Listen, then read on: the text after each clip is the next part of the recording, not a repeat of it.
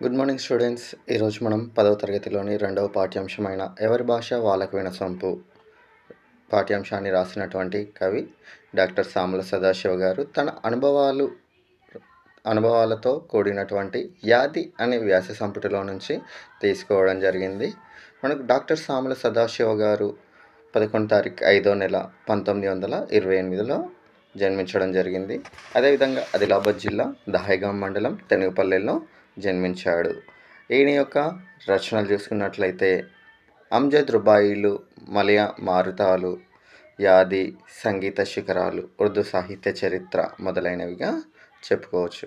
అదేవిధంగా ఈయనకు అవార్డ్స్ 2 అవార్డులు రావడం జరిగింది. 1964లో ఉత్తమ అనువాద పురస్కారం రావడం జరిగింది. అది ఆంధ్రప్రదేశ్ ప్రభుత్వం చేత.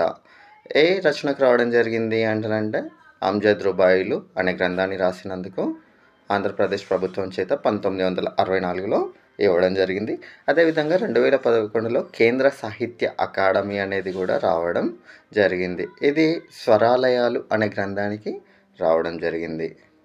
Thank you. ఈ వీడియో నచ్చినట్లయితే లైక్, షేర్, సబ్స్క్రైబ్.